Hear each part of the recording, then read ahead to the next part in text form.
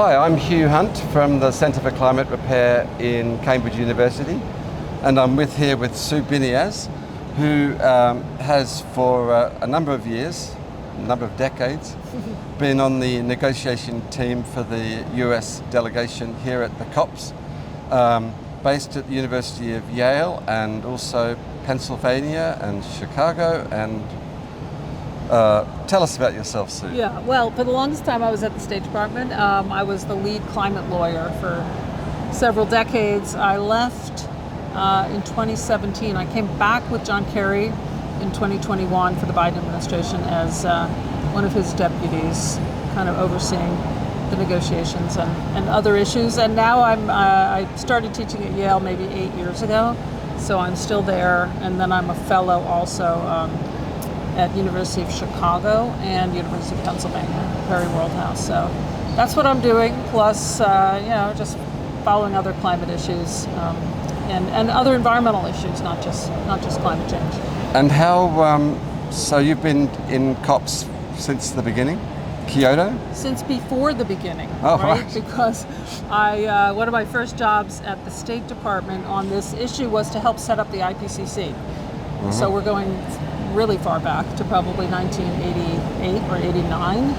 And one of the chapters in the first assessment report was kind of hypothetically what would the elements of a framework convention look like. And so I did that negotiation, which is like a pre-negotiation of a framework convention. Then people said, well, you already did that, why don't you do the framework convention? And then it was like, you already did that, why don't you do the Kyoto Protocol? And so no matter what I was doing at the State Department, I always kept a hand in climate negotiations. So who were you working with then? Who are the names that we might remember from those times? Well, I was a civil servant, so it was every administration. So we had a bunch of different climate negotiators. Frank Loy would have been the undersecretary in one of the Democratic administrations. Stu Eisenstadt negotiated for us in Kyoto. Todd Stern was our special envoy under Obama, and then John Kerry, of course, came in with Biden. In the West End in London, there was a play called Kyoto. Yes. Did you get to see it? I've seen it 3 times. Oh, you have? Yeah.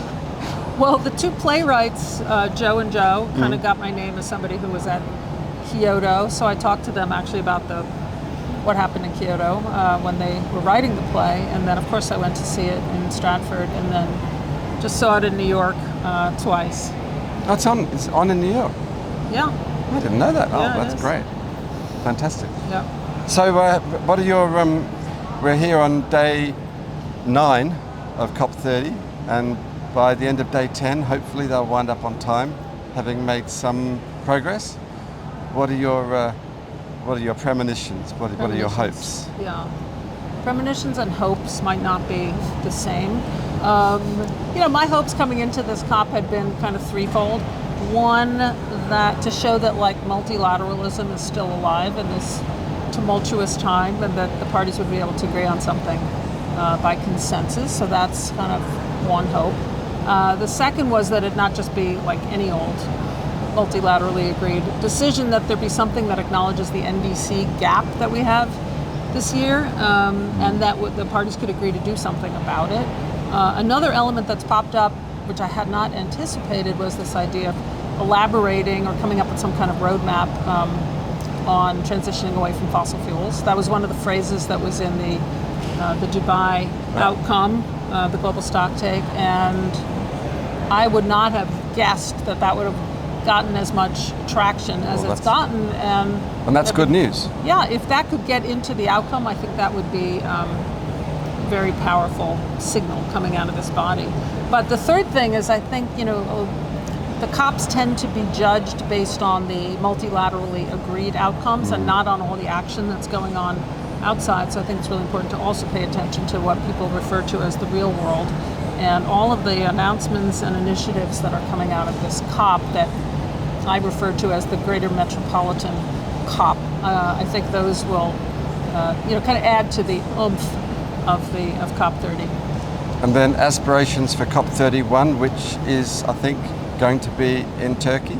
Yeah, it's kind of an interesting hybrid that they seem to have agreed on. I don't have all the details, but it seems to be that the location is Turkey, but the kind of running of the negotiations, which are, generally the presidency's functions, go to Australia.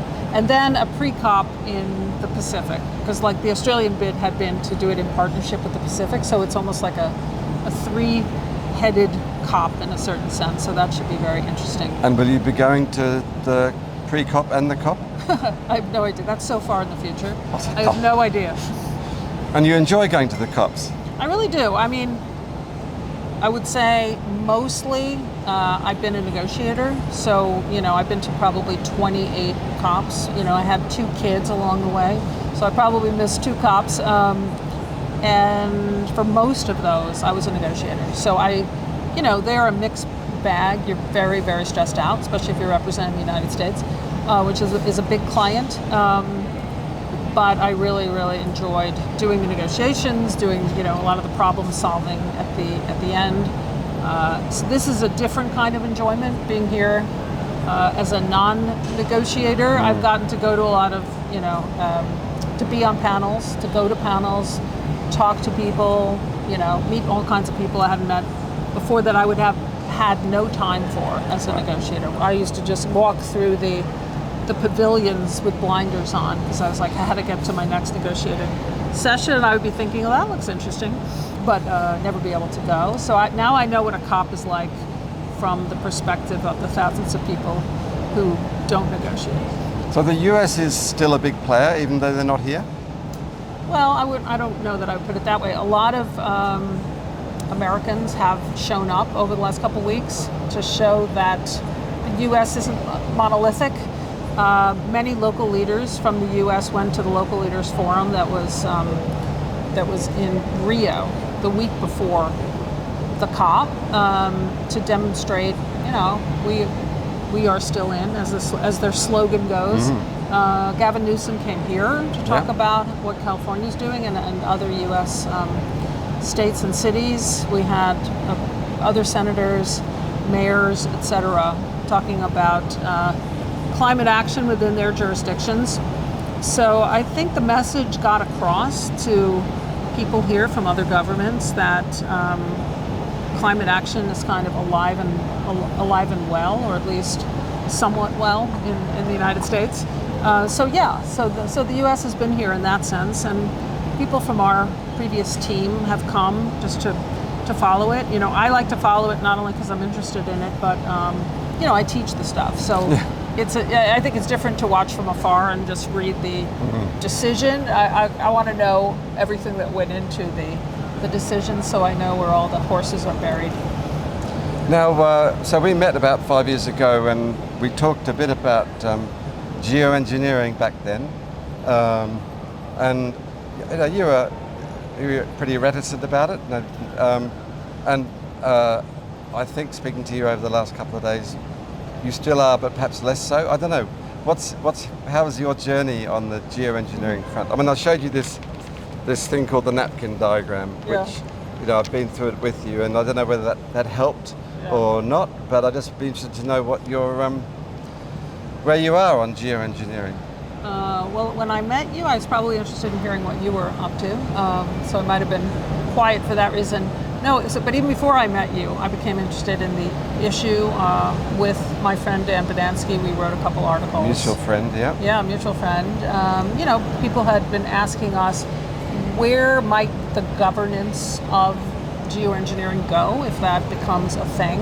So we were thinking about that. We also wrote a piece called The Case for Research. I think, I won't speak for Dan. I'm like very much, I guess, SRM agnostic in terms of actual deployment. I don't know enough to know whether it will need to be a thing or not, or whether it's a terrible idea. But I definitely think we should be researching it, so I applaud what your center is doing on that score. And not just SRM, but all forms of, as you call them, like climate repair, CDR, and other tools. Yeah, I think we're in a situation, like I don't, I guess, agree with the argument that if we even talk about these things, nobody's going to mitigate. first of all, we're not doing enough mitigation anyway, so I don't think it's going to, have that kind of effect, and I don't think we can afford to not do the research. Yeah. I wouldn't want the world, I won't probably be around, but I wouldn't want the world to be in a situation in the future where we are scrambling around for tools, and then somebody says, well, what are the tools? And we say, well, we don't really have them, or we haven't researched them because people back in 2025, were against it. To me, it seems the responsible thing to do is to kind of know what the options are. It's interesting, sort of a thought experiment. Imagine you go into a pub and you've got some friends. And you're not talking about geoengineering, but you're talking about climate change. And you say, well, look, let's write down the 10 reasons that it's difficult to get off fossil fuels. Fossil fuel lobbyists, we love flying, whatever they might be. My bet is that geoengineering research will not be in your average person's list of 10. It's not there as a reason for not getting off fossil fuels. So I'm with you on that. I often also wonder why people seem to be more exercised about a small SRM experiment than about artificial intelligence. It always strikes me that's far scarier. And